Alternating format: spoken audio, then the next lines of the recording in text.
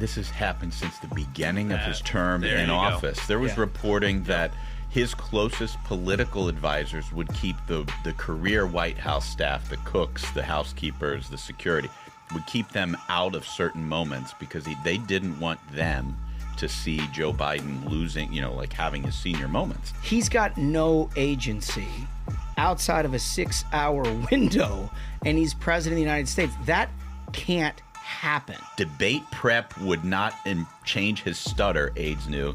That's the Washington Post preserving this fiction that, the stutter's the problem. The story is based on conversations with 8 individuals involved and briefed on the president's debate preparation. 8? So did they have them all? They did not understand why he gave an entirely different answer on the age question than the one they spent more than a week perfecting. More than a week. Does Joe Biden's brain operate? Yeah. And he went in at 35% being like, I think his brain still works, and he lost ground. This guy, the aides are saying, well, as long as it happens between 10 and 4, I think we're good. No, but here's sisters are raping sisters. This is like the book of Revelations, folks. These immigrants are out of control. And Trump's like, what the fuck? You're stealing my notes, bro. This is the old horse we've got, and we need to ride him till he's ready for the glue factory. All of these critical stories would not be happening if there wasn't a push behind the scenes by Democrats to move him off of the ticket, to drive him personally to the point where he has to say, I'm stepping aside. If he admitted to not being able to run for president, then he's admitting he can't do the job of president. That's right. And so it would just end up with... Oh, we'd have like a 25th discussion. Ring the bell, dude. This is the part in Rocky where Creed's side should have thrown the towel. It's like, who sanctioned this fight? The only person who has the ultimate influence on him is the First Lady. President Xi. Ladies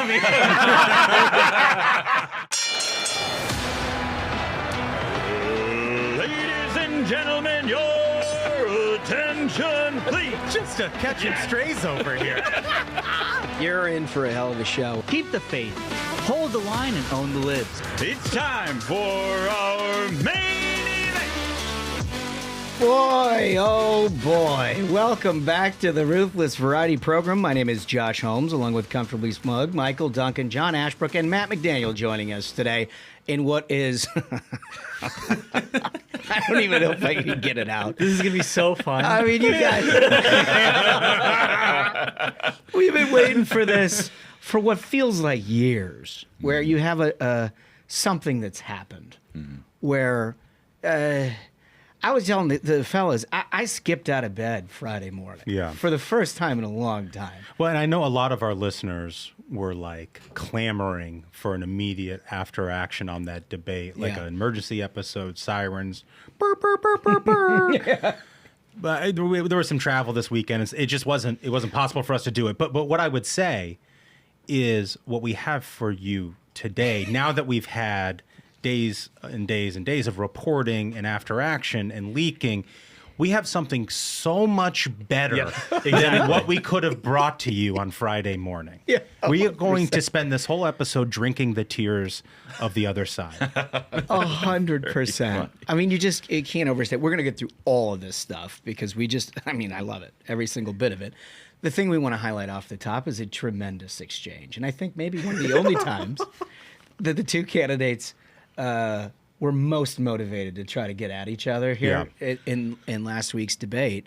Let's go to clip 1, Spaghetti's right off the top. Just take a look at what he says he is and take a look at what he is.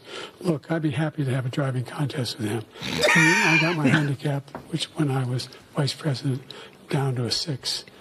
I told you, I'm happy to play golf if you carry your own bag. You can do it. That's the biggest lie that he's a 6 handicap of all. I was at 8 handicap. Yeah. 8. Never. I swing. I know you swing. Let's not act like children. President Trump, we're going to 21. Let's not act like children. I mean, you got a couple things happening there. For one, Joe Biden spent, I don't know at what point, it felt like an hour in where this thing, it was a long, the audience had been treated to a mental breakdown where quite obviously this man was not capable of handling anything in the debate, but then he chooses a physical contest. Yeah. To charge. Maybe the one thing that you can't dispute about Donald Trump is he's a pretty good golfer. To say that he's a six on what? The first par 3? There's no chance that this guy is physically it's like capable. Aquaman, let's do a swimming contest. You know? It's very hard in a debate to try to have some sort of masculine quip on your opponent Yes. when your voice is so light and breathy and it sounds like you're going to die in the next sentence. Can you carry your bag? Can you carry your bag? It's like, guy sounds like he's the crypt keeper. I'm just trying to imagine Joe Biden swinging a golf club. Like when you're out there thinking about, he would fly away with the club. Oh, he it just would- starts swinging it and just fall right over. But why defend the 6 handicap? Like, this is just like such a boomer argument. It's so like bad. he just could have been like, yeah, I mean, I was a 6 back in the day when I had more time, but I'm president of the United States now. I don't have time for golf. I can't probably play to that handicap. Very easy thing to just say. No, nobody, you didn't even need Trump to have that reaction, because the reaction that Trump had was the reaction that every golfer had when they were watching the debate. Right. Everybody knew this guy's not a no chance. And everybody knows somebody. Everybody plays golf knows somebody who's like, yeah, I'm like a 5'6", something like that. And you like see him swing, you're like, okay. The best is he's clearly thought about it. He's like, well, I saw your swing. Never. Yeah, never, exactly. He's like, He thinks about it. And for like an hour, they're calling each other, you're the worst president ever. You're a criminal. You should be in jail. But as soon as they're like, you suck at golf, they're like, what? They're like, that's way too far. It's time to defend my honor. that will not stand. But Trump knows golf like Biden's family knows corrupt Chinese contracts. You know what I mean? Yes. He knows what he's talking about with that. He does. Oh my God. So that's just like the cherry on the top of what an otherwise just incredible debate that I think we said coming into it. It's everything up to this point and then everything after. It was a point in demarcation where the way that you look at this presidential race will never be the same based upon what happened. And obviously we didn't know exactly what would happen. We had a decent idea of where things could go totally off the rails. I think if you're Joe Biden and your team, you couldn't have imagined a worst case scenario, could you? So I think this is, kind of like what Duncan was saying of not doing an emergency reaction show, is because we got an entire weekend of seeing Democrats in utter and true disarray. Like, the New York Times called for Joe Biden to drop out. You have Pod Bros, Pod Save America. People say that they're Obama's mouthpiece. They've got knives out for Biden, telling him to drop out. Yeah. There's a straight up civil war happening right now in the Democratic Party. They're all taking shots at each other of like, can this guy even finish? And here's the thing. I think that question should be taken one step further. If you don't think he can even run to be president, why do you think he can be president? Yeah, He's unfit, and it became completely apparent that the emperor has no clothes. right. And people say that, oh, well, like Obama tried bailing him out with that tweet of like, bad debates happen. I know from experience, bro, you did not like have a stroke live on stage that like everyone thinks because of medical reasons you shouldn't run. That's not a bad debate. Yeah, it's not that's a saying- medical crisis. It's not giving the wrong answers. Yeah. That's not what we had there. It's a great point, because they want you to believe that he's able to do the job. He just can't talk about it. Yeah. That's the next thing, and we're going to get to all of the react and all of that. We're going to touch on the SCOTUS immunity case that came out Monday and its implications, which is very big. And then we've got some variety, a long variety of flights, which I happen to deal with. There's a new trend going out there about what happens when you don't have entertainment on a flight. I think it's hilarious, and we got a little bit of other stuff too. But we're going to get to everything right after this. Hey folks, my friends at Americans for Prosperity are again on the front lines fighting against the border crisis. It's clear the politicians aren't going to solve this on their own. It's going to take good old-fashioned grassroots activism, and that's what AFP specializes in. Americans for Prosperity Foundation has taken hundreds of concerned citizens to see the border for themselves, turning them into informed activists. And Americans for Prosperity knows just what we need: more border agents, more walls, and more technology. strategy. That's what makes Americans for Prosperity unique. They do the tough work of organizing and mobilizing everyday Americans to make a difference. In fact, they just announced a major campaign to hold Biden and his allies accountable for the crisis at the border. Learn more at securebordersecureamerica.com. That's securebordersecureamerica.com. Okay, so look, Democrats are stuck between a rock and a very hard place in that there's not a whole hell of a lot they can do. They moved heaven and earth to ensure that there was no primary here. And they canceled some, right? Iowa caucuses didn't even exist for Democrats this time around.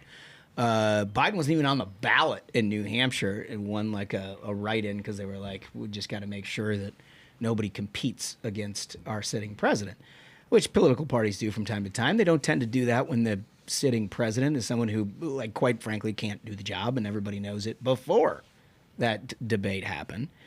But now that it has happened, the problem is that they can't really go anywhere with this. Anybody under the sun can call for him to step aside for the greater good of the Democratic Party, but the bottom line is they got to go through him. You know what? To me, the most important lesson from all of this is the doing of the left, of the Democrats. They did this to themselves when they created such an insular kind of culture of where you're not allowed to criticize dear leader, where the media has been corralled. Right. I mean, during Hillary's run, they were being physically corralled and roped up.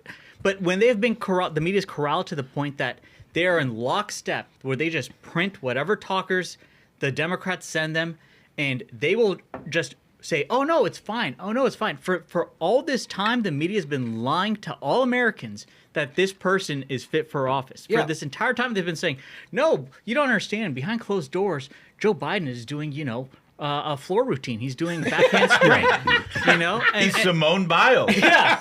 Because they just accepted the party line. They accepted the talker from the press secretary, and that became untenable after this debate. And so if you watched MSNBC or CNN over the course of the weekend or any of the Sunday shows, it was a therapy session. Yes. And it was so enjoyable. As all these reporters being like, I feel like I was gaslit. I was gaslit. It's like, well, you just didn't fucking report. That's what you didn't. You didn't actually report. And now you look bad, so now you're getting emotional. Right. That's exactly right. It was a scramble to try to regain some credibility. Exactly. In people who are, hoping to be around longer than Joe Biden. And that's the funny thing is it is like rats on the Titanic, because the media is like, no, guys, they lied to us. And it's like, no, you were lying for them all these years. Totally. So I've like the little things that have come out, like the little trickle of, well, Biden didn't attend a dinner at the G7 that all the other leaders attended to because it was kind of late at night. And like it's those little things that they've said, well, maybe we should have investigated that. No, you knew at the time. You knew it. You knew at the time that the president, was sundowning, but you didn't do anything about it. Here's how you know they're complicit and that they weren't gaslit is because less than 48 hours earlier, they're talking about cheap fakes. They're like, there's a new kind of insidious attack from the right. It's a cheap fake. They were telling Americans, don't believe your lying eyes. Yeah, I mean, he was at the G7. He was facing the wrong way. Somebody had to go turn him around to try to face the right way. He missed a dinner. All this stuff was happening. There was tons of rumors out of world leaders and different governments that are part of the G7 that are saying, like, this is the worst that Joe Biden's ever been. And, like, maybe one reporter actually reported on all of that stuff, which is why we know it. But the vast majority of them just glossed right through that. But they reported like as he didn't attend. Okay. He didn't attend. Why didn't he attend? Right. Which nobody has the intellectual curiosity on the left or in the media to ask that question. They have the curiosity. They fundamentally will not report something that they think will hurt the most the Democrat with the best chance of winning. They just won't do it. That's right. So the best, you're right. The best framework for how this goes forward, though, because you've got at some level almost the entirety of the Democratic glitterati saying like, we have any other options here? The truth is they don't have any other options unless Joe Biden himself decides that he's going to go somewhere and he's going to anoint a successor and everything else.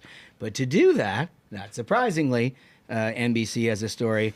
It's a mess, quote unquote. Biden turns to family on his path forward after disastrous debate. Yeah. That's exactly who the American people want to trust with the democracy in their country.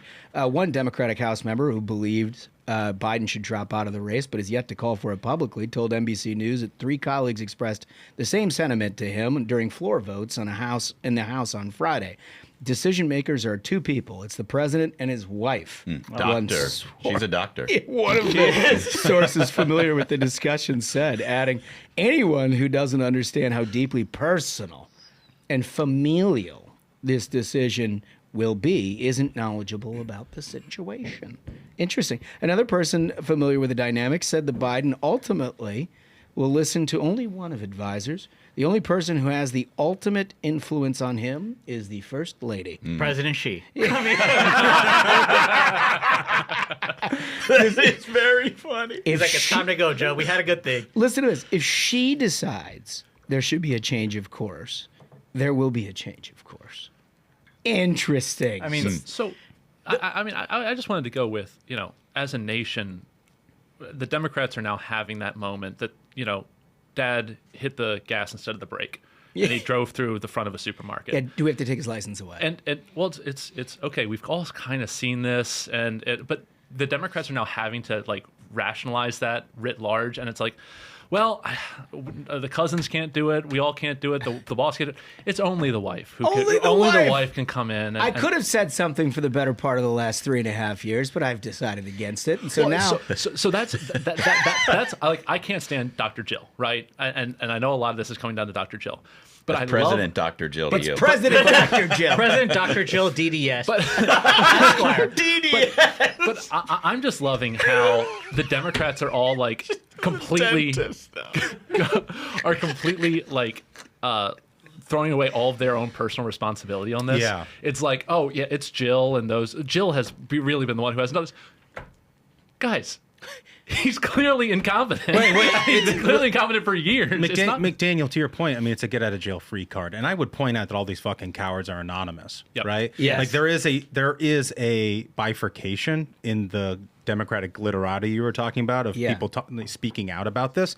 You have big names in Democratic politics who used to serve, like Claire McCaskill, who went live on MSNBC to be like, this is heartbreaking. This is the worst thing I ever seen. He needs to step aside. Right. And then you've got people currently in power who are anonymously talking about how he should step aside, but we're going to support him. Right. And their get out of jail free card is like, well, this is a family decision. It's a and it's family like, well, decision. if you're going to spend the last, 6 years talking about how it is cowardly for Republicans to not stand up to Donald Trump. Here's your fucking moment, big boy. Call up a reporter and go on the record. That's the thing is, so there was this tweet from Barack Obama where he was like, Americans have a choice. They've got one guy who has fought for, working class Americans, and you've got one guy who only cares about himself. And I was like, damn, those are harsh words for Joe Biden. Him and his wife are having to decide what happens to the U.S. presidency. Well, I mean, that is the most selfish shit ever. And if the decision is hers, dude, there's nothing that's going to happen. Because if you watch that clip of her after the debate when he goes to that rally and she's like, good job, Joe. You answered all the questions. It's like the way, dude, it's the way I talk to my toddler when he comes home from school and I'm like, how was your day? Who did you play with? What games did you play? It was like potty training. It's like everyone clap. He went in the toilet. Yeah. And Joe's like, I did it. You did it. You wiped your own ass. This has been a problem. You're right, but it also comes back to the fact that, what spouse, and I don't know Jill Biden, I've never spent time with Jill Biden, but I know, generally speaking, what good marriages look like. And, if the kids are not of sane mind, which Hunter Biden, I think we've all clarified where that guy's coming from. He's a crack addict, for crying out loud, right? They say he's his biggest defender, by the way. You should run. Yeah, well, somebody needs a pardon. Anyway, he's like, Dad, you got to keep this going. Dad, I got another case. They haven't even sentenced me yet. But who allows this to happen to someone they love?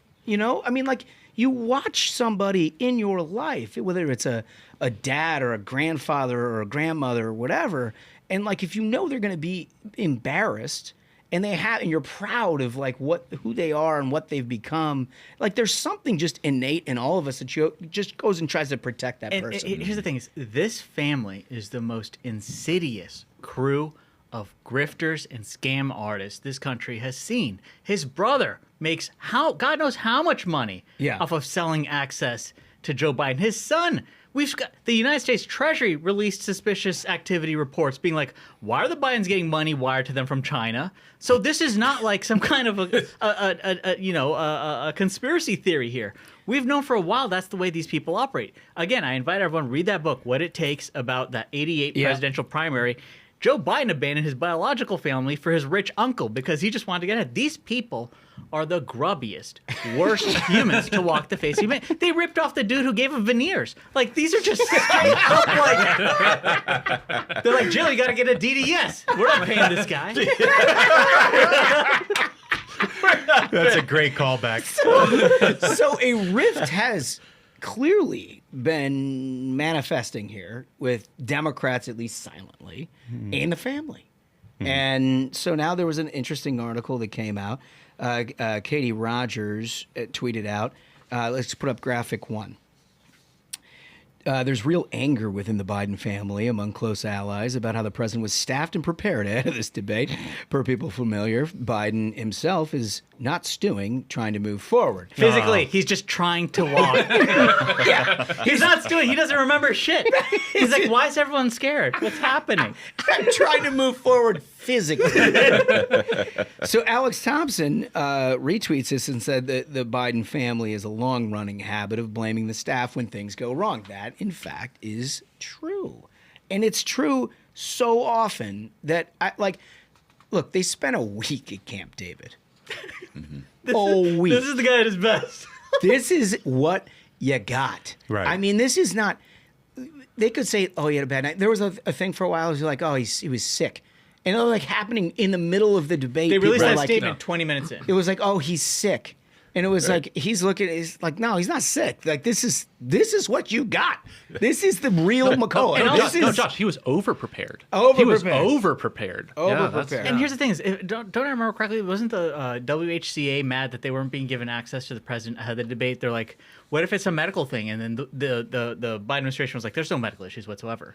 So an hour earlier, he didn't have a cold. 20 minutes in, once he's already shit the bed, it's a cold. It's a stutter. It's a cold. Like, how many conditions does this guy have that you're going to finally diagnose? Okay, folks, it's dementia. Okay, he's old as shit. Yeah. I mean, that's the medical diagnosis that you need, but obviously they're not doing it. They put together a game plan, a salvation plan that Axios helpfully printed out based on our weekend conversations with top officials and advisors. Here's the Biden survival strategy. Dismiss the bedwetting. Yeah. Well, I mean, it worked for Joe. They're like, hey, listen, let Joe be Joe. He's going to wet the bed. He's going to shit the bed. Yeah, I was unclear of whether it was actually Joe's bedwetting or everyone else, but that's something to keep an eye on. Squeeze polls for juice. And let me explain what this means. Good God. So basically what they're going to try to do is say, because the ballot question will change within the margins, that they'll point to that and see, like the strength of him in the electorate in key states hasn't fundamentally. People just dismissed this entirely. That is utter fucking bullshit. Yeah. That is complete made up bullshit. Like, the truth is, Mitt Romney had it entirely right in 2012 when he said 47% of the country would vote against him no matter what. Like, 47% of our country is going to vote against Donald Trump against a coffin. Yep. They just are.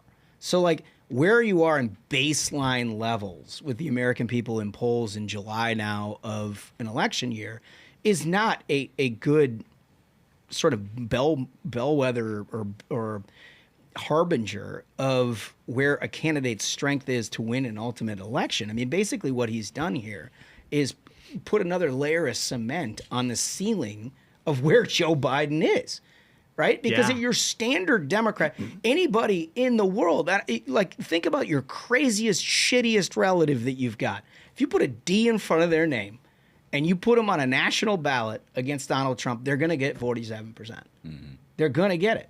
It doesn't matter if they don't know anything. It doesn't matter if what their background is. They're going to get that. And so they're trying to use that piece of it to suggest somehow that he is insulated from this incident. So the funniest spin I saw on CNN this weekend, I can't remember the name of the Democrat. They were opposite Scott Jennings. And Jennings, by the way, yeah, he killed it this week. he's been doing the Lord's work on Yeah. CNN in this whole thing. I mean, debate night, he was just a rock star. Anyway, he was back on, I think, on Sunday opposite some Democrat talking about the spin and everything.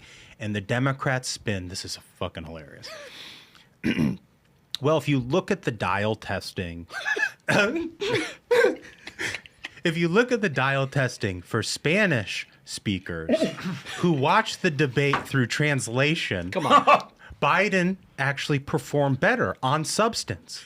And it's like, well, okay, but like he's still the fucking crypt keeper, and like they saw him, and they're going to continue to see him. But it was somebody else's voice. Duncan, you've glossed over something amazing here. Por ejemplo. Yeah, Ricardo Montalban on the other end, just saying it in Spanish. Like, I guess he can talk. Dos mundos. I need to hear who. Right, because Como te llamas? I've tried to watch like Biden speaking with subtitles, and the subtitles don't catch it. Right? They don't. They have no clue. No, what it's he's the talking problem about. that Bracket Man's had all these Exactly. years. So I'm wondering in Spanish. I mean, trying to be like. Yeah, well, how do you just... But I'm also wondering, like, if they're trying to like nudge it by like again having a famous actor, you know, come on, and Ricardo Montalban. ¿Cómo está ustedes? Mucho gusto. El gusto es mío. I mean, it's unbelievable. So here are the problems that the guy's got. The White House leaks that Biden is only reliable from 10 a.m. to 4 p.m.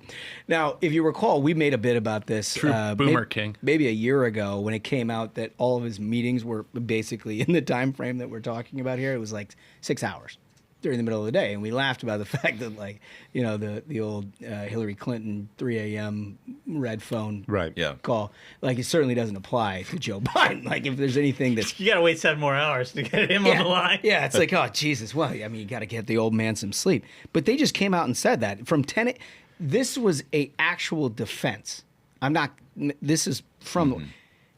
From 10 a.m. to 4 p.m., Biden is dependably engaged.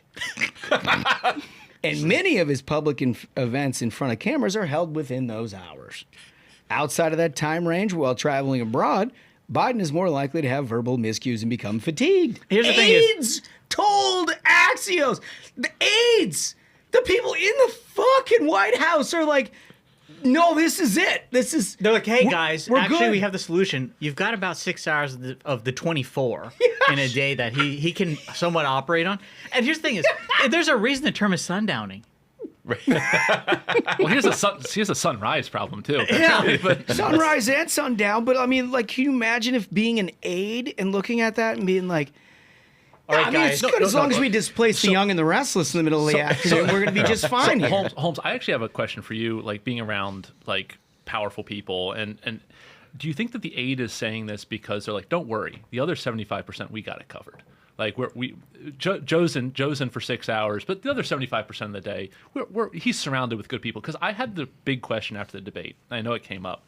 Who's actually running the country? Yeah. Oh, Like, there's a doctor on call. Well, but like, is it just like people within their portfolio just are running it and just not telling the president? Can I say one thing real quick? I think it became apparent to me how much when they started saying these things of like running by committee and shit over the weekend that Democrats believe in having just like administrator after administrator after administrator. They just want all these unelected officials calling all the shots, and this is what they got. The chickens came home to roost. But that's what Democrats do. Yep. I mean, here's the problem. When you're dealing with a president of a Democratic Party, their goal is to just expand the administrative state and put it on autopilot. That's it. That's what they do. They want the federal bureaucracy. Bingo. So it's not like totally dissimilar from Obama in a lot of ways, and that you're just like, the big decisions are basically, can we cure it with a speech? Or do we need some, And that option's now off the table. It's off the table. I don't know if we're going to get into the Chevron decision today, but that was huge in dismantling the bureaucratic state. It was completely one another of the biggest wins we've had as conservatives. We can talk about that when we talk about the Supreme Court, I guess. But totally, it's huge. But I mean, just coming back to this, what they're basically saying is that he's got no agency outside of a 6-hour window, and he's president of the United States. That can't happen. I don't care what you think about the decision making of the candidates. If you're unable to make a decision, period, at a time of war, at a time of economic collapse, like God knows there's a lot of things. Every administration undergoes some kind of extremely significant event. And how they handle that is basically a leadership quality that they exhibit and they will be judged by for generations, right? I mean, just think back in everybody's term, whether it's COVID with Trump, whether it's just a multitude of foreign policy disasters and economic disasters against Obama, whether it was the economic collapse at the end of Bush or the Iraq War or 9/11. You know, Clinton dealt with wars. And I mean, everybody's got these things. This guy, the aides are saying, well, as long as it happens between 10 and 4, I think we're good. And the problem is not just that this is happening now. This has happened since the beginning of his term in office. There was reporting that his closest political advisors would keep the career White House staff, the cooks, the housekeepers, the security, would keep them out of certain moments because they didn't want them to see Joe Biden losing, like having his senior moments. And so they've insulated him. They've insulated him on a political level, but the media has insulated him nationally, and they are to blame for everything that we're facing right now. I mean, when it's a Democrat who does something like this, they apologize for it. They dismiss it. They find an excuse. If it's a Republican, it would be front page news every single day. Nation in crisis. President can't do his job. They fundamentally put their thumb on the scale for Democrats, and it is very bad for our country. There's two big stories that have come out that I find just fascinating, given what we're dealing with here. The Washington Post put together a piece, Biden aides plotted debate strategy for months. Then it all collapsed. Oh, no. In the sessions, the president still spoke haltingly. Just imagine, by the way, somehow they've got people to speak candidly about this. Like loyalty, really just a first-class group of people he's got surrounded by him. In the sessions, the president still spoke haltingly. He sometimes confused facts and figures. He tripped over words and meandered. Well, that is not tough to believe. Debate prep would not fix his stutter or make him appear any younger. Aides knew. But as Biden boarded Marine One to leave the rustic Camp David presidential retreat for Atlanta, they sought to reassure anxious allies. The president said they was prepared and would perform well. Some said the debate might even be boring. Listen, but let me take you back 2 sentences. Debate prep would not change his stutter, aides knew. That's the Washington Post preserving this fiction that the stutter's the problem. Yeah. You know what I mean? That is a huge give to Democrats. There's no way they would do that for a Republican. No, you're right. You're right. It's not that he doesn't have some innate inability to actually express himself. In fact, he was pretty good in the vice presidential debates 10 years ago. Right. If he were a Republican, the reporter would come back to you as a Republican press secretary and say, my editor is demanding that you put that in quotes about the stutter. We can't say that voice of God. We can't. Yeah. And they'd put it in the last paragraph. This story is based on conversations with 8 individuals involved and briefed on the president's debate preparation. 8? So did they have them all? Here's the thing: there were 9 in the room, and they're looking him over. Like, one of you's not a piece of shit. Jill is like, "Hey, I got something for you." Jill's the one. I mean, seriously. And this is, the subtext here, I think, for you, dear listener or viewer, is like they anticipate that the family's going to try to throw the staff under the bus. They've tried to do that since the beginning of Biden's administration, and so this story lays out for the staff and the people who prepped Biden for the debate that, look, he got everything. This isn't you can't blame us. He didn't get the right fucking TPS report, and that's the reason why he pivoted to immigration off abortion. No. You know what I mean? It's like it was the damnedest moment in the entire debate. I know. They're like, go play offense, Mr. President. We're talking about abortion, so just really nail him to the wall. And he's like, oh yeah, well, illegal immigrants are in this country killing each other. So holy shit. So we actually really, just for a second, we need to break this down for the audience because you guys know how amazing that is. So Joe Biden's one of his one of the first questions was about abortion, for those of you who watched. And that's like their 10 out of 10. That's their softball. There are like, two things that they T-ball. wanted to talk about, and they read out to everyone prior to the debate about their debate sessions. They wanted Jan 6, and they wanted abortion. He got them both, and he didn't hit either one of them. So the abortion question, which is supposed to be like MLB, like home run derby style, like we're going to pitch it straight over the plate. Please crush this, Mr. President. It's like, Donald Trump wants to ban abortion. Do you want to ban abortion? And he pivots within the first 10 seconds to talking about illegal immigrants coming across the border and, raping women. I think no, but here's like sisters are raping sisters. This is like the book of Revelations, folks. These immigrants are out of control. And Trump's like, what the fuck? You're stealing my notes, bro. At some point, if you're in Trump HQ, you're like, no way. Yeah. No way. Like, I can't believe our good fortune. All right, so he rehearsed answers, met with policy aides, and participated in mock debates with his personal lawyer, Bob Bauer, playing the part of Trump. Well, that didn't work out very good. Every topic he was asked about Thursday, he had practiced answers for every topic. Can you believe that, dude? Including the golf one, by the way. If it means every, right? Including the final one about his age. So aides were bewildered by his performance. Can we take one? Can we take one? 8 aides were bewildered by his performance. Can we take one step back also? Oh, he you know also what? knew he had to give a closing statement. And remember the closing statement that he just completely bombed? Yeah. Like, that wasn't the last question. It was the closing statement, which was a disaster. I'm sorry. So what they're saying there is in the last prep session, he looked different than he did on stage. Well, they That's said what they're the next implying, line right? is many felt that they had never seen him collapse so dramatically. Here's the thing: is did they do debate prep between 10 and 4? Yeah. Yep. I mean, That's gotta that's- be it. It's like they knew That's the problem. he doesn't work after 4, and so if you're doing practice between 10, like this is just it is amateur hour. And- They just don't want to get blamed by the family who beats them, and the family wants to beat them. Look what they did to that And they're dog. all idiots. And, the CNN didn't allow like a saline drip on an IV bag behind him during the debate. Maybe that was the difference, too. Maybe he's...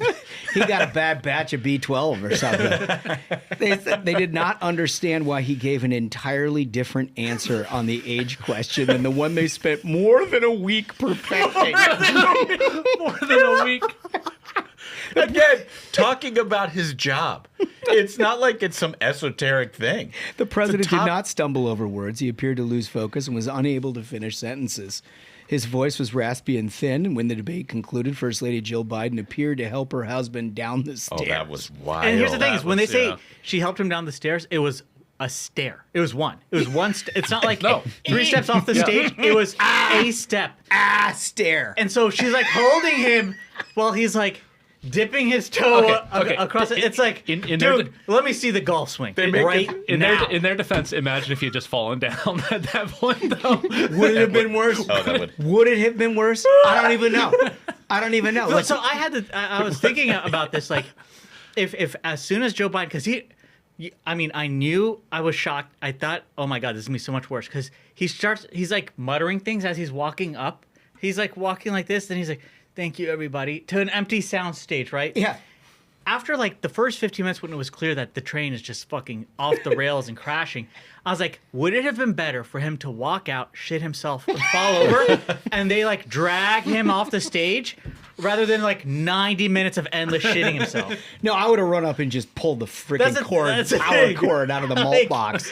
It would have been better for him to give Trump 90 minutes to talk alone than him just being like, by the way, we killed Medicare. That's the thing. We beat Medicare. They said this is a funny thing, a little vignette on that. When the debate began Thursday, Biden's top aides gathered in a hold room at the CNN studios, knew immediately that the president had gotten off to a rough start, stumbling on his answers about the economy and ending remarks about the national debt with a gaffe, quote unquote, we finally beat Medicare. And then Trump comes right back. Yeah, you beat it to death. It's like, ring the bell, dude. This is the part in Rocky where like Creed's side should have thrown the towel. It's like, who sanctioned this fight? Somebody should be in trouble. It's like heavyweight champion in the world against a toddler. Like, it just wasn't fair. And I think ultimately that is the problem here. It's like, it's not the him looking for Democrats. it's not him looking old. It's not him fumbling through his words or not delivering crisp talking points. Ultimately, the problem for Democrats and the anxiety that they feel is they cannot stomach the idea of Donald Trump on stage and saying what Donald Trump says and not having a fighter who can push back on Donald Trump. It's the contrast that is so contrast. stark. That's the thing, is because in their mind, Donald Trump is going to be a dictator. And so not having somebody who can actually fight is what scares them. It's totally right. We should probably, before I get in the next article, we'd probably say, look, we spent a lot of time laying out what we thought Donald Trump needed to do in order to win this debate. Now, granted, we didn't know that like a literal invalid would show up against him, but what Donald Trump did is enable the invalid to become apparent to everyone. Mm-hmm. Yep. His strategy was rock solid. His ability to sort of like stay within he didn't take the bait. Plan. Like it seemed like the whole Biden approach to this was to try to goad him with these like side by side like asking question things.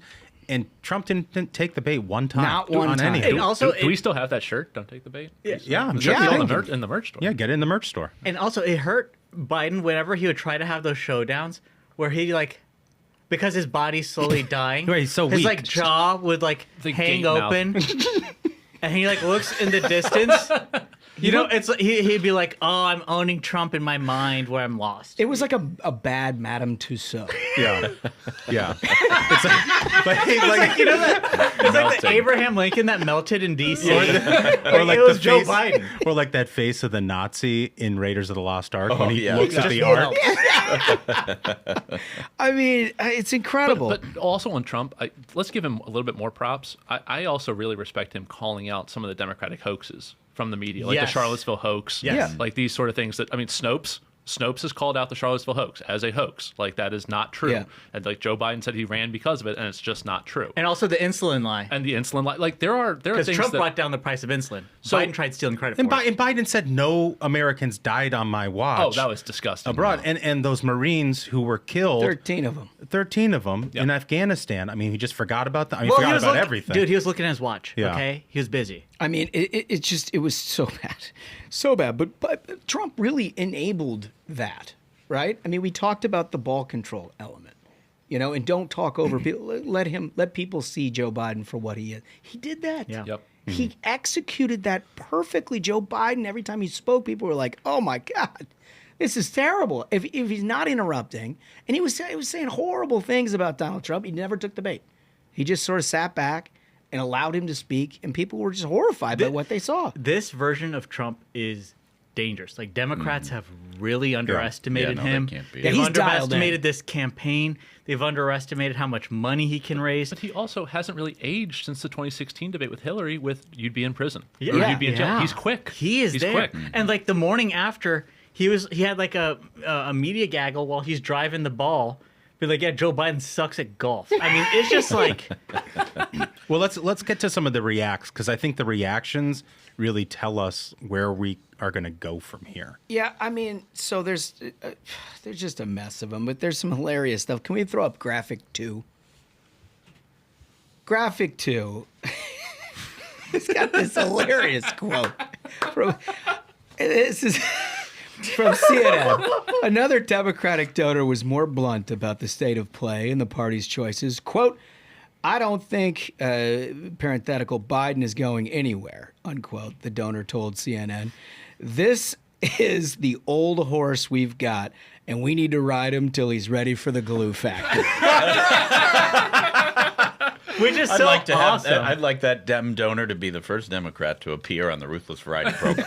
And I mean, this is That's a also great quote. so telling because, like, even the donor class knows he's an emperor with no clothes. They know he's a joke. They're like, listen, we're just going to use him till it's time to toss him. Yeah. He's old. We know he's feeble. We know he can easily be manipulated. Just dumb old Joe. What are we going to do? We've got our puppet. We're just going to ride him until we toss his old So ass. let's say he stays on the ticket. Do you think they do the September debate during that window that's good for Joe Biden, like at 3 o'clock? No, I think in it the displace afternoon? the young and the restless. It's an 11 a.m. debate. Yeah, I mean, Tuesday. if I'm Donald Trump, I say this first debate was pathetic. Like I'm I not said, doing it again. Like who sanctioned this fight, sort of thing. Be like, I'm not gonna do that again to this old man. That's elder abuse. That's I think the smart Yeah. way. So here's the thing: Good is point. what Trump has going for him, and what a lot of people were critical going into this before they saw what would happen in the debate. They're like, Trump just agreed to all of the Biden campaign's demands. Yeah. They let him have CNN. They let him have the breaks. They let him do whatever Biden asked for. But now, given the way things have gone, that is such a source of strength for Trump to be like, listen, I did the debate. I let the Biden campaign have whatever they wanted, whenever they wanted it. And like Duncan said, then taking the tack of like, listen, I don't think it would help to have another example of me thrashing some old dude on TV. Yeah. Say, Well, you've already seen I what hope we've got. Democrats had the common sense to know that when a guy's too old. I do. I'm not going to sit up there and beat an old man again. Well, Yeah. I think Carville had a hilarious line about this. He was talking about how you can't unsee what was already seen. He said it's kind of like seeing your grandma naked. Oh my God. You just can't get it out of your mind. So like, I don't think Trump should do another debate with him. I think that's it. I think that's- Well, look he at- has no reason to. Look at some of these other things. Let's throw up the graphic 3. This is the Time magazine. Panic. It just says panic, and it's got a picture of old Joe walking off the side of the magazine cover. Yeah. They asked him to stand in the mail. looks like a cheap fake. So, but of course, and this is like, in my view, the most insidious part of media is what women's magazines are. Yeah. Like, Right. because most of our audience doesn't pick up these things, like it's not more of an outrage. But if you ever go, like you're in an airport, just stop and look at women's Go in the magazines. grocery aisle, see what it looks And like. it's like lionizing people like AOC Yep. and like the craziest of the progressive left. And they have put Jill Biden on the cover of more of these things than anyone else. Jill, Yeah. Dr. Jill Biden, Yeah. on the cover, like as if she's some sort of fashionista. This is graphic 4. And so I want to highlight this. So a couple things. I saw a reporter said that is a $5,000 dress that she's wearing.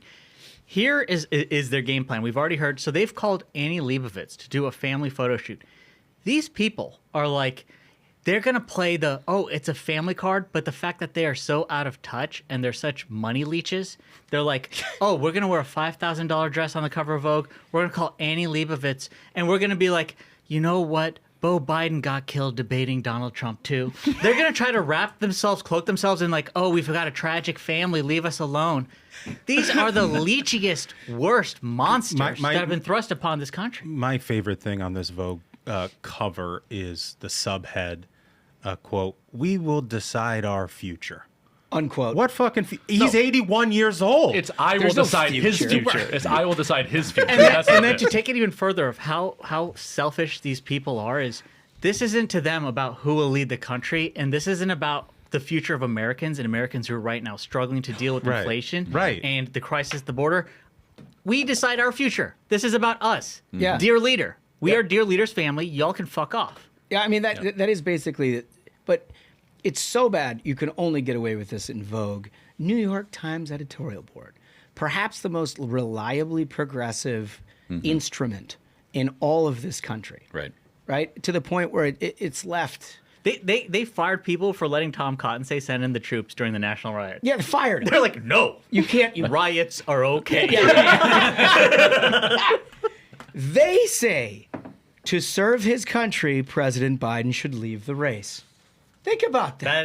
That's Mr. a hell of a Biden step. has said he is the candidate with the best chance of taking on the threat of tyranny and defeating. His argument rests largely on the fact that he beat Trump in 2020. That is no longer sufficient rationale for why Mr. Biden should be the Democratic nominee this year. That's the New York Times editorial page. Right. Who are all activists. And back to my whole point of like the thing that actually grinds their gears coming out of this debate isn't that he had this halting presence and that he stumbled. It's that he didn't fight Trump. And all of these people, from the New York Times to the activists who show up on college campuses, rioting for Hamas, they all want a candidate in Joe Biden who can stand up to Donald Trump. It's as simple as that. That's why they're freaking out. Well, you know that clearly was part of his debate prep because he got in the little hits like, oh, you praised Hitler or like you're actually a Nazi. Like the most I like that the left has tried to like Trump said 37 falsehoods, and yet Joe Biden's up there saying, yeah, you are basically a Nazi, and it's like, oh yeah, the left-wing media is like, oh yeah, well Trump is obviously. Right. Yeah, we're not going to fact check that. Yeah. I mean, it ends where it began with this crew, in that he is now, they are saying, that all of this rests within this very small familial relationship that Joe Biden, Dr. Jill Biden, Valerie Biden, and 85-year-old Ted Kaufman. Remember, that was the guy that was his chief of staff in the Senate, who they appointed as a senator after he left to become vice president. Can I come up with the term for this group? Because they want to call it like, oh, this is his family, his close family, kitchen cap. This is Biden Inc. This is Biden Inc. This is everyone on the take. Yeah, that's what it is. And they're obviously making decisions that are more about the corporation than they are about Bingo. the individual, right? I mean, they got to care about the shareholders, man. I mean, that's a fiduciary This responsibility. enterprise, we have fiduciary duty to our shareholders. There's a fiduciary responsibility. The decades-long kitchen cabinet operates as an extended family and council of elders and governing oligarchy. These allies alone hold sway over decisions big and small in Biden's life and presidency. The president engaged in no organized process outside his family in deciding to run for a second term. That's what Peter Baker reports in the New York Times. Then Biden alone made the decision, people close to him say. Well, of course, if everybody around him is like, you got to run, what's he going to say? Of course he's going to say. They're like, it's here, the glue factory, old man. He's like, I'll be good. So like a CBS runs a poll. Let's put graphic 5 up. All right, so this is the then and now on whether or not Joe Biden has the mental and cognitive health to serve as president. It was 65-35 no.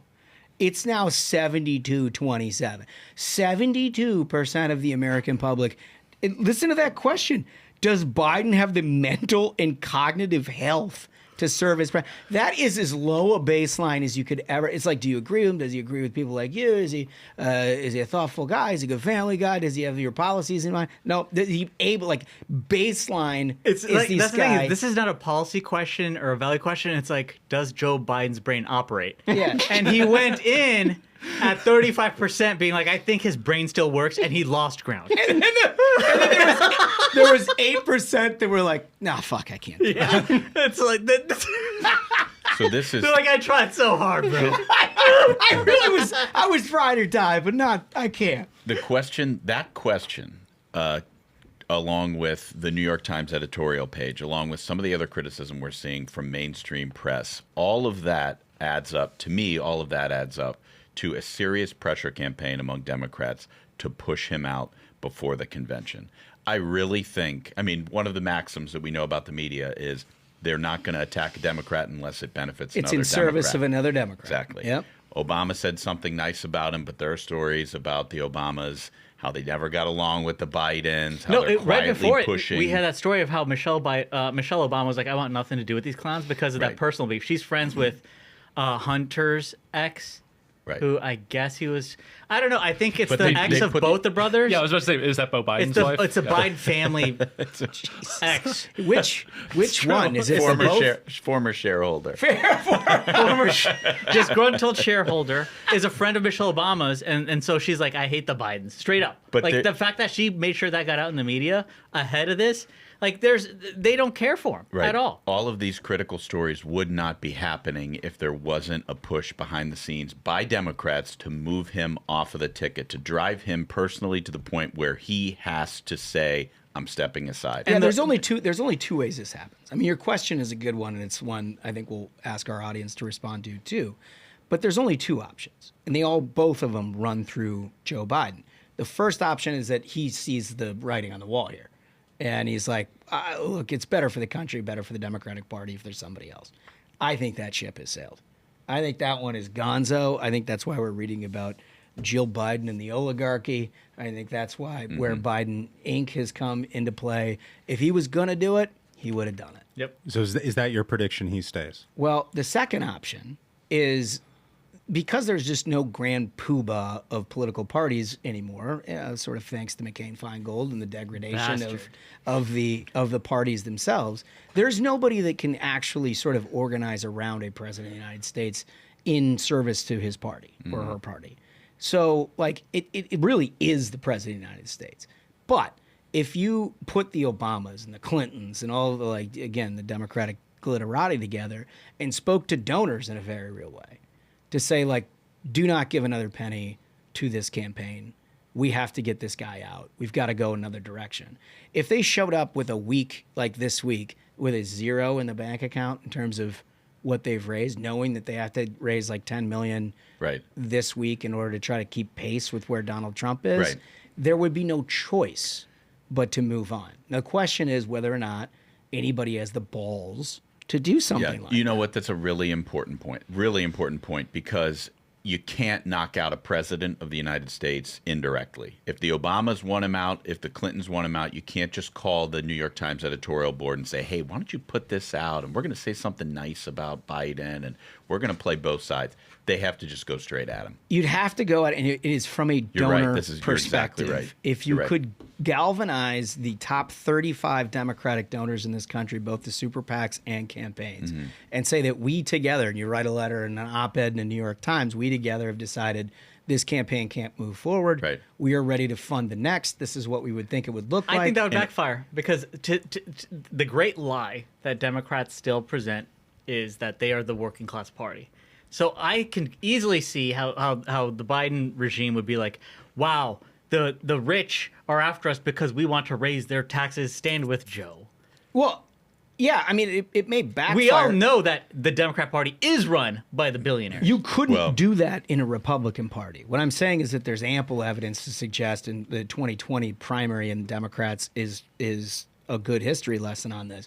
They can do that. Yes. And they have done that. Joe Biden wouldn't be the nominee of this party. Bernie Sanders would be, had they not done that in 2020. If Barack Obama and Hillary Clinton today issued a joint statement that for the good of the party, President Biden needs to step down and we need to get somebody else at the convention, it's going to happen. It would happen. But who knows? The other factor, who knows what kind of business Barack Obama and Hillary Clinton have in front of President Joe Biden right now. That's the other thing. Who knows what foreign countries they represent? Dem Inc. If Hillary comes after Joe, he'll be like, Merrick, get her. Or Dr. Joe will be like, Merrick, get her. Hillary will finally be in jail thanks to Joe Biden. But like the outstanding question I have is, with all of these pieces or whatnot, is this an organizing time where somebody is thinking about taking this sort of step and they need to have the private conversation with Biden in order to actually execute a plan? Or are they just going to provide the window for him to try to rehab himself within Democratic circles? Feels a lot like the latter to me. So, yeah, my prediction, I think this old bastard's in it to stay. That's a decision where they're basically accepting 4 more years of Trump, and then they're going to start developing Wes Moore and Gretchen Whitmer. I still don't think that they think. I still think they think the body is going to win. You know what I mean? I do too. Because here's the thing: is they've atrophied as a party because they've had such a long time of every celebrity, every media company in this country saying that vote Democrat, only vote Democrat, support the Democrats, Republicans are Nazis. They've had the luxury of operating under this for almost 2 decades now, right? So they have atrophied to the point that they're like, it doesn't matter, we're still going to win. It doesn't matter, guys. We're still going to win. I mean, that was the whole theory of the case behind Hillary. Like, they saw how unpopular she was, and like, it doesn't matter, guys, she'll still win. You think he stays? I think he does. I think he Duncan? does. Yeah, so I think he stays, but I think it's a weird, counterintuitive reason why, and that is because the debate performance was too bad. It was so bad. It was so bad. You can't let him go like that. Well, that like it then all the leaking started with the 10-4 is the only time he can do the job. Yeah. And the follow up on the G7 stuff where like other leaders were concerned for his physical and mental ability and all that. So like it opened the floodgates of a bunch of other stuff. Here's the reason why I think he stays. Because if he admitted to not being able to run for president, then he's admitting he can't do the job of president. That's right. And so it would just end up with... Oh, we'd have like a 25th discussion. That's what I'm saying. It's like if he admits to the one, he has to admit to the other. Like before this debate, Joe Biden could have decided to not run again. They would have thrown rose petals at his feet, and he would have been a hero. It would have been the gold watch. I'm a one-term president. That's what I But that signed up for. debate, like we said on last week's episode, is the line of demarcation. Yeah. And you can't go back from that. Yep, you've seen too much. Yeah. It's like seeing your grandmother naked. Yeah. Smash, you think he's gone? I think if Obama and the Clintons release a statement saying he should move aside, he's gone. And I think that if they continue this effort, like behind the scenes, he stays. Interesting. McDaniel? I think there's only one person in this country who can decide it. It's if Michelle Obama goes to dinner with Barack and says, I want to be president. I think Biden is gone. I think, but if Michelle Obama decides she doesn't want to be president, then he stays. Fascinating. Fascinating. So that's dude. Wow. That is our question to all of you. Where does this end? And remember, you can comment in the YouTube or where you get your podcast, but comment because we read them all and we take an awful lot of them and read them back to you. But then it helps formulate our thinking in a lot of different ways too. So where does this end? Does Biden stay? Does Kamala take over? Will there be an open convention? Who knows? But we'd love to hear your point of view on all of that and based on who you're talking to in your own communities. We asked a question last week, which I think is perfectly pertinent. Great question. The question was, will Biden make it through this debate? Subjective concept, make it. Yeah, will he make it? Or do you expect some embarrassing moments? Well, I think we've definitively concluded. Yeah, let's recognize the oracles. Yeah. Let's go right to that. Smash, you want to start this first one? Yeah, this first one comes from George McKenzie, and George writes, there is no way Biden makes it through 90 minutes without lapsing into grandpa speak. George is Nostradamus. This is despite the fact that I'm convinced his team will have miraculously found a hidden cache of debate questions. Over under for first sentence of word salad, 35 minutes. way under. Take the under on that. Way under, George. Thank you, George McKenzie. I love that. Let's go to the second one, Dunks. This is from Max Destruction Ken. As much as I wish to say that the president does not last the 90 minutes, he will likely be able to stay standing and breathe every other 10 seconds, which of course means the Washington Post will celebrate his tenacity. Minions unite in Southwest Wisconsin. Got it. Love I that. mean, I think that going into it, I agreed with Ken that like he'd figure it out. I never could have predicted a disaster. Yeah. Like a Hiroshima-like explosion that we saw on that debate stage. Smug, what do we got? So this is from Danny Brewer fan. They write, Joe Biden's not on any performance enhancers? Why not? I want my president on everything that will give him an advantage in thought or focus. That's number one, I agree. And number two, you were right. He should have been. That's the Jon Stewart take. After he watched, he was like, why are we not giving these people drugs? We need to be giving them drugs. Dude, it's just so good. It's just so good. So just remember, you've got to like and subscribe. Like and subscribe if you want to opine, as I always say. And Yeah, Smug, you That's say a that smug quite, line. That's a smug line. Yeah. Yeah, quite a bit. Smug O'Reilly, they call him. So anyway, you got to get involved in that. You've got to get online, and you've got to do it immediately because Yeah, it's more fun in video. Go to the YouTube, subscribe to Ruthless, and you get to see it all. And if you're watching your TV, go ahead and just pause it and hit the like button because free. that should come right up. And the subscribe button should come up if you pause it if you're watching your TV and not on your computer. And remember, it's free. It is free. remember it's free. All right, so the other thing that we got to talk about that's a big deal is the SCOTUS decision, the immunity case. It's a little bit more nuanced than I think is being presented initially. And like, listen, we're recording this just a few hours after this whole thing has gotten out, so we haven't actually gone through everything. But you recall we talked about this at great detail amongst ourselves on this show a couple of times, and then with Megyn Kelly, I think in great detail. And this is about whether or not the Supreme Court was going to rule on a Trump claim that worked its way up, that there's presidential immunity attached to a whole bunch of decision-making that he had made. And it was important for two reasons. It was important for if they established that he had immunity, things like Jan 6 and the decision-making he had as president is not a prosecutable fact. But more importantly, it was also part of this longer game where they had to actually rule on these questions and push the whole prosecution down the road far enough where you couldn't actually in good conscience as a prosecutor bring a case that close to a presidential election. He succeeded in both on these things. So initially, this is from Fox News, Supreme Court ruled Monday in Trump v. United States, the former president has substantial immunity from prosecution for official acts committed while in office, but not for unofficial acts. And this is important because we talked about this at great length in that there had been tons of precedent in the Bush years about things in the national security space and whether or not decisions that were made in the national security space were immune from any sort of criminal or civil litigation by a president of the United States in the act of trying to protect the country. And that there was very clear precedent on that. Hamda, is that The Hamdi and Hamdan. Yeah. Were those two cases. So what this was is a continuation of that to take out of the national security space and talk about just writ large the operations of a president. And on that, not surprisingly, I think to any of us, that continued immunity does exist. It's important to know that for 230 years we never needed it. And also, it's important to note that, like, you'll see Democrats like that idiot Chuck Schumer being like, this is a dark day for the country. President Obama would likely be facing charges for ordering the murder of a United States citizen and killing him. Yeah, well, I mean, that this is part of... Or spying on journalists through, Yeah. This is part of why the law has presented itself the way it is. But the importance of this is it seems like there's an awful lot of Jan 6 overlap here. Remember the case that was brought by Jack Smith, special prosecutor, is about acts that he alleges were committed while he was president of the United States. So it's in that time frame between the election of 2020 and January 6th itself. And, there's an awful lot of that falls into the official act category. So how everyone sort of responds to it, we'll see. But I think that particular case is the one that has the most impact. Do you guys agree with that?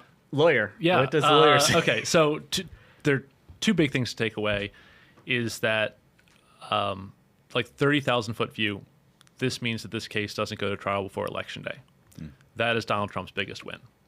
And by this case, I mean the January 6th case. The documents case, Judge Cannon's already put that on hold. The documents case doesn't really get affected by this as much as the January 6th case does. Because that was post-presidential. Yeah, well... The allegations were post-presidential. Donald Trump argues that there is a larger immunity he has as taking the stuff with him. But okay. The alleged offense occurred after he was president. But with January 6th, it's he's going to argue now. So what the Supreme Court decided isn't that he has absolute immunity; it's that he has a presumption of immunity when it comes to stuff that he did with official acts. All that is to say, a factual determination has to be made by the district court. So Jack Smith has this really long laundry list of allegations. And so they're going to have to go one by one. Is this factual allegation? Is this when he was president or official? Unofficial. And they're going to have to go through that, they're going to have to 60, 50 page. Each one of those is going to be litigated. Exactly. Yeah. So it's a massive undertaking. So the 30,000-foot view, this case doesn't go to trial before Election Day, which is a massive win for Donald Trump, because this was the case that would have gotten all the liberal media. Yeah. It was the politically perhaps most damaging That's right. piece. It's a huge win. Huge, as they say. Huge. It's also a huge win for another Republican. God rest his soul. It is a win for former President Richard Nixon. That's right, because this exonerates him. This actually does exonerate Nixon's theory of the presidency.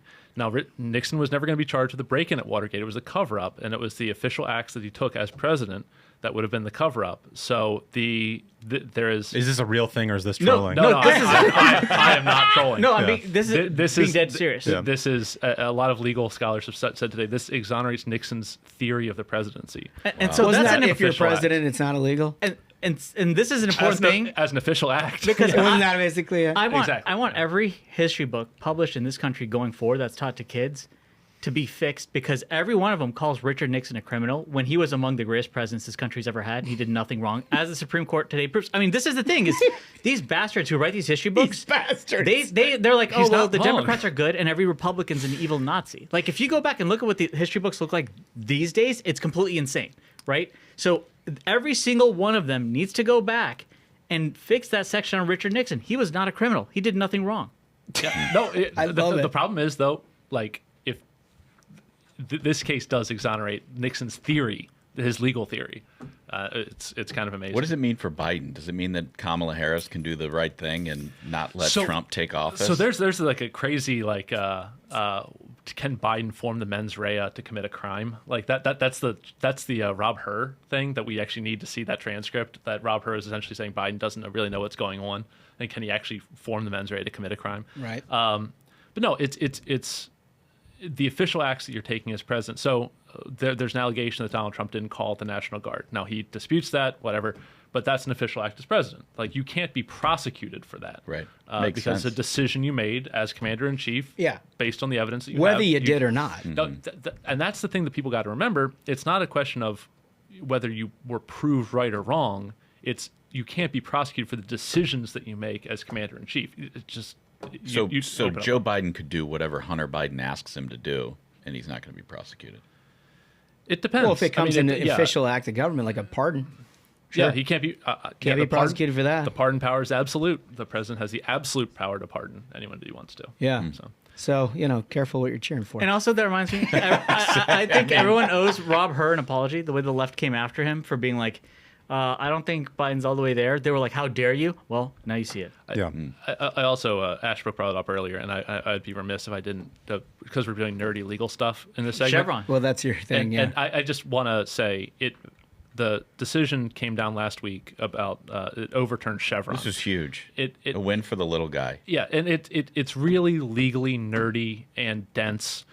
Just take away from it that the Supreme Court has your back and has the back of the little guy on this one. It was a massive decision, overturned 40 years of precedent, and it essentially says we don't just trust the experts because the government tells us that they're the experts. Yeah. Like all these government administrators in whatever department who have never been elected, who have no actual legal authority, and now that we know they can't just tell you what to do. Right. And what that means specifically, like, for example, there was this fishing company, this small-time fishing company on the East Coast, and the maritime administrator said, you know what, we're going to fine you $700 a day until you come into compliance. These guys aren't making $700 a day. Right. And they were just bullied by these unelected bureaucrats. The Supreme Court said that is not in line with what the Constitution says. It's a huge win for the little guy. I mean, I think we'll try to have somebody on who's like an expert about this sort of stuff at some point to make it really fun and interesting. But just take away that the Supreme Court, thanks to the people that Donald Trump appointed and got through thanks to a Republican Senate. Like Mitch McConnell. Yeah. I'll say it. I'll say it.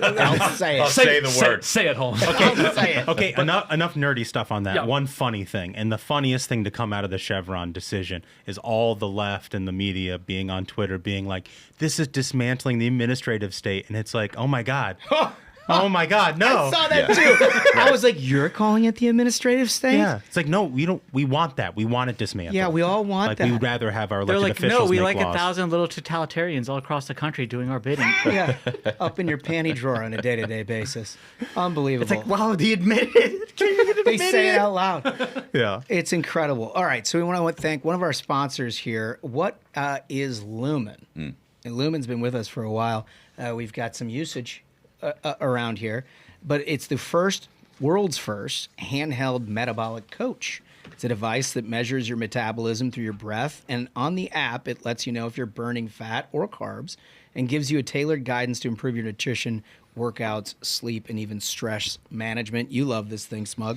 It is so easy to use because so many times whenever you get one of these new things, it's like a fight to get it to even work. I promise you, folks, the second I turn this on, it paired with my phone every morning. If I forget, it reminds me. It's like, hey, take 5 seconds. All you do is you use the handheld device. You breathe out, you breathe in, and it tells you exactly what your body is doing. You know what to make for breakfast. You know how to go about the rest of your day. It's like it's taking more decisions off your plate. It's like putting everything that you'd think about on easy mode. And it's wonderful. And not having to pay a coach hundreds of dollars to tell you how it is that you can actually improve your health. So, if you want to take your next step in improving your health, you go to lumen.me/ruthless to get 15% off your Lumen. That's LUMEN.me/ruthless for 15% off your purchase. Thank you to Lumen for sponsoring this terrific episode. Are you guys ready for some variety? Always. It kind of feels like everything's been variety. This is the odd show where everything is fun. Yeah. But this one's great because I can personally resonate with it. So from the New York Post, they printed this right before I was going on with Smash, a long coastal flight. And what it is a new thing that's come up. Men are, quote unquote, raw dogging on flights. Here's what the weird travel trend means.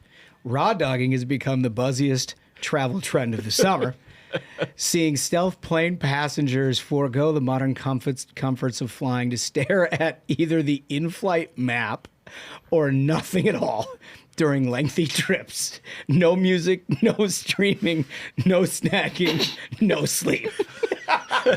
And so I saw this. The videos of these guys doing this online are very funny. So here's the thing: is I saw this as like a trend thing, and I was like, I think this is like a fundamental misunderstanding of men, because like when I'm on, especially on international flights, I put on the little map so I know where I am, and I zone out because like you've been raw dogging for quite a while. On a daily basis, the amount of shit you have to deal with and get hassled. Like I love a flight because it's like I know I'm not gonna get notifications on my phone. I'm just gonna zone out. Like I have an excuse for why no one can hassle me. I don't want to watch a movie or listen to. I don't want to better myself. I want to just zone out. I don't need to read a book. I don't need to watch a movie. All the movies are trash now anyways, right? Every flight, I know the map will tell me where I am. Okay, 8 more hours to destination. Well, you also, zone. but Smug, you also have the benefit of falling asleep before they pull back from the gate. like you're I don't even say that as a slight. Honestly, I'm jealous of you. Like So, your ability to sleep on a plane is legendary. If it's a domestic flight, which chances are it's going to be horrible because domestic airlines treat their passengers worse than garbage, right? So my job on domestic flights is to get as hammered as possible in the airport and instantly lose consciousness on the flight. Because chances are, hey, who knows? It's a Boeing. Maybe the goddamn window's going to fall off. If it is, I want to go out the plane unconscious. So smart. I sort of agree with you when it's like a nice flight, but if you just have like noise disruptions, it could be Gitmo. Like this could be. We should just put the terrorists on these on domestic flights. Domestic flights, yeah. And just ship them back and forth, coast to coast. Like, and they'll break, because I have joked about this, by the way. Well, you have a story about for this. years. On this last flight, but I've joked about this for years. That like, you know, when you sit down next to somebody on one of these flights, if they have nothing out in front of them and they're just sitting there, like, there's a moment of terror that goes through you because you're like, oh, is it a talker? Right? Like the first thing to think, like, this person is waiting to engage me. In conversation. Yeah. Right? So like you immediately throw on headphones and like look super busy just so you're like, we're not going to be having a 5-hour long conversation. But sometimes it's just people that do the full raw dog. Mm-hmm. And the full raw dog's the funniest shit on the planet. When you see somebody just sitting there. So I was on this flight on Thursday of last week, and it was United. Right, exactly with your take about domestic airline travel. They don't have the screen in front of you to measure your flight's progress. They don't have anything. Nope. There's literally nothing. The only thing they have is an app you can download on your phone where they provide some in-flight entertainment on your own phone. The only difference between that and solitary confinement is you have more space in solitary confinement. Yeah, right. So, but your phone in and of itself, you're like, okay, well, it's a phone. It requires charging. So they're like, oh, well, they do have a one plug-in. Right, I took 4 United flights in the course of 72 hours. None of them worked. Yeah, not one outlet worked, and there was no like, oh, we'll see if we can do something. It's like, yeah, it doesn't work. And here's the thing, which makes you wonder about what else doesn't work on the airplane. By the way, because it seems like a key function, especially if you're in a 737 Max. All these airlines turn a profit. All these airlines, the second that the economy goes anywhere south, they all get their government bailouts. Stop helping these bastards. The thing is they shouldn't get profits. They should get handcuffs. Like, whenever you get on a plane, your expectation is now the charger's not going to work. They're not going to give me food. They're not going to give me anything to drink. There were supposed to be some rules of, like, if your flight's delayed on the tarmac 30 minutes, then you're supposed to be given, like, drinks or whatever. They don't follow that at all because the government does not hold these bastards accountable. Mayor Pete is out here having a ball. It's the problem with flying scheduled, Smug. You know? You can't. It's an indignity. The guy at the top's been raw dogging involuntarily on Air Force One for the last 3 years, just staring at the wall. But hold on, let me tell you the rest of the story. So I'm sitting next to a friend of mine, Brent, who I think a lot of people listening to this will probably know who I'm talking about, and he's working. and doing stuff on his phone. Yeah. And then, he's trying to get through all this. And then like an hour and a half in, he tries to plug the phone in. Obviously, the outlets don't work. And he's like, I have 2% left on my phone. He like a face of panic. Right? He turns to me, he's like, my phone's going to die. And I look back at him and I was like, dude, you're going to have to raw dog. And he kind of like goes for a couple more minutes, and then sure enough, it dies, and he sets it down, and he's like, I have nothing else. And he just put two hands on the armrest and just stared straight at the back of the seat. This was like a 5-hour flight. 5 hours. He's like 3.5 hours of this, that. Yeah. Nothing. Not a muscle in his face is moving. He's just staring at the back of the seat. Nothing you could do. No other entertainment to provide. They had nothing for us. And I love it. I mean, like the moments that no one can hassle you and you don't have to say a damn thing. You don't have to do anything. Smug. I live for that. Smug, what's the longest flight you've raw dogged? Singapore to San Francisco. That's what. Holy No way. Shit. Dead No serious. way. Dead serious. You raw dogged it like not a single, Yeah. not even note of music. Yep. Nothing. That's like, Okay, that's like I- 15 hours. Does or alcohol something. count? Does because I was Yeah, drinking. it's No, no you can- drinks. It's no drinks. Oh, is that? No drinks, no food. Okay, Yeah, it's- well that yeah. seems like Okay, that's that's different. like X Games mode raw dogging. Yeah. I think that qualifies. Yeah. Well, yeah, I think that, and I saw some stuff online that referred to that as like a bareback, Okay. which is like a raw dogging, except like without alcohol or food or anything else. That's a different category. Yeah. It's a bareback. Wow. When you're This is- when you're going up, you need protection. So yeah, I mean, if you're not drinking on a flight, I mean, shit. Our next story, and we got to put up graphic 6 for this because it'll give you some context. Influencer's AI clone of herself goes rogue and becomes a sex-crazed maniac. All right, so there's the influencer, Karen Marjorie. So she had an AI that became a sex crazed maniac. Yeah, social media influencer. She made what, $20 million? Listen to this. A social media influencer who made an artificial intelligence clone of herself and made $70,000 a week Jesus. selling access to quote-unquote virtual boyfriends quickly saw her digital alter ego go rogue. The bizarre story of Karen Marjorie has once again exposed the dangers of a rapid rollout of advanced AI technology with the potential for serious abuse and illegal activity. In May of last year, the 24-year-old internet sensation, who boasts some 2.7 million followers on Snapchat, launched Karen AI on the encrypted messaging app Telegram. I have uploaded over 2,000 hours of content, my voice, personality, to become the first creator of that is tuned into AI, Marjorie wrote on a post on X, formerly on Twitter. Now millions of people will be able to talk to me at the exact same time. So the whole idea was that like she's this, hot gal who's an AI, like an Insta celebrity, and like all of her followers can just like chat with an AI version of herself. Also, can I say, all the guys who have not subscribed to the YouTube, you just took a massive L, not knowing who Yeah, this is. you got to know what we're talking about. You got to get on there and check that out. Please continue. I also want it noted that we had taste here. Because there were pictures to choose from. There were 3 or 4 pictures to choose from. Who didn't want to get? And because we are committed to family content That's here at the family Variety content. Program, this was easily the least exposed version of Miss Marjorie. Subscribers, mostly men, raced to sign up, and they were charged $1 per minute. Jesus, with this country, $1 a minute to chat with the audio Karen AI. Promised an experience, the girl you see in your dreams, that used her unique voice captivating persona and distinctive behavior. Users wasted no time in sharing their deepest and darkest fantasies with the new digital girlfriend, with some troubling and aggressive patterns emerging.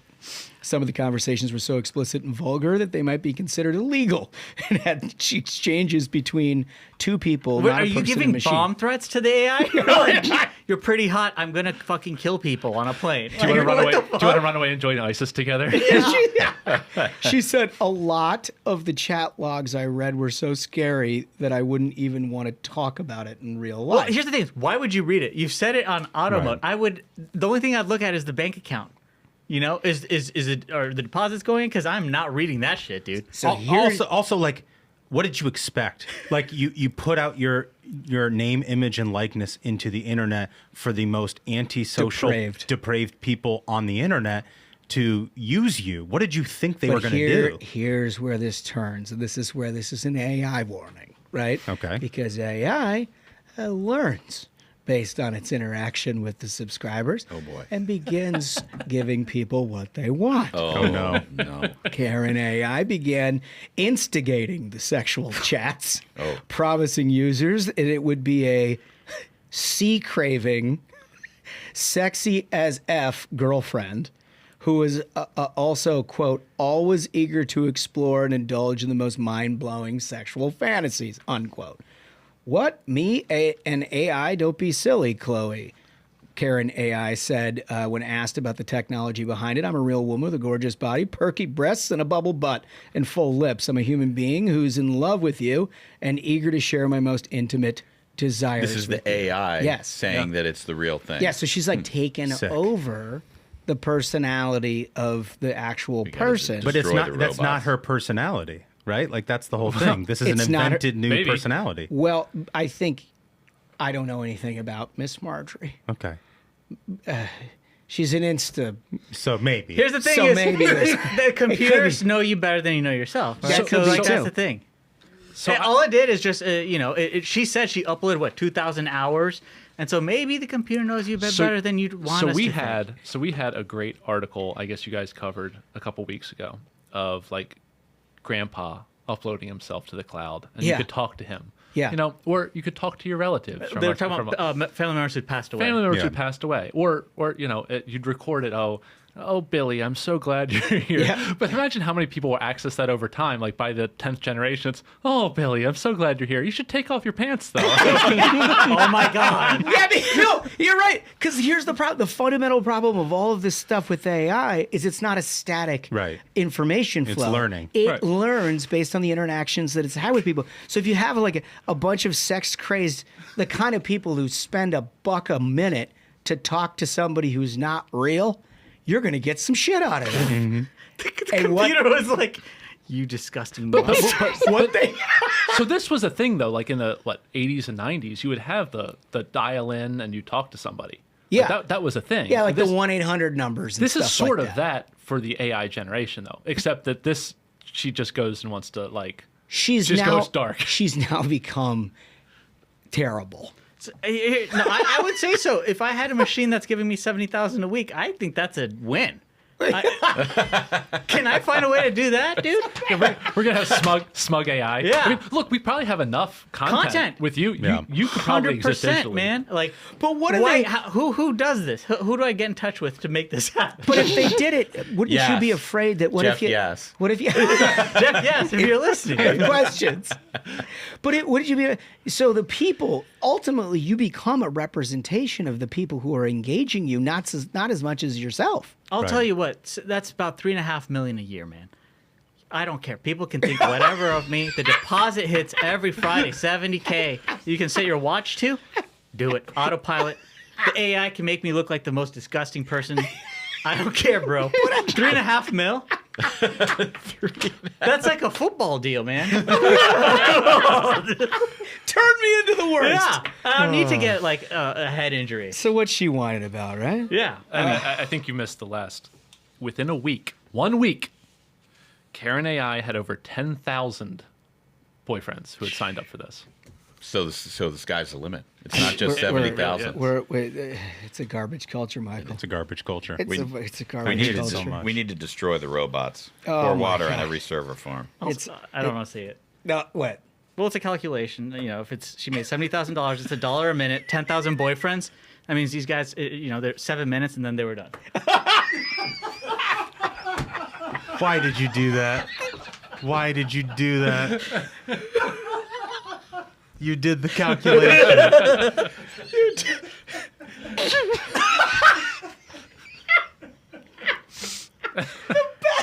The best was the brief hesitation that you had, and then you're like, nah, fuck it. It's like, I can't help it. It's math. I have to do the math. People have to know. 7 minutes, I mean, God, that way. Good for them. Just can't. I literally can't. Okay, so that comes back to our question of the day before we leave you. Where does this all end? Does Biden stay? Does Kamala take over? Will there be an open convention? You got to get the like and subscribe and get in our comments to give us all that. Remember, subscribe to the YouTube channel. And we got merch out there you're going to have a fine look at, because I think we should expand some things as we get closer to the convention too, don't you? Sure. All right. Are you willing to get your sewing kit out? No. No? We're getting a lot of requests for the hats.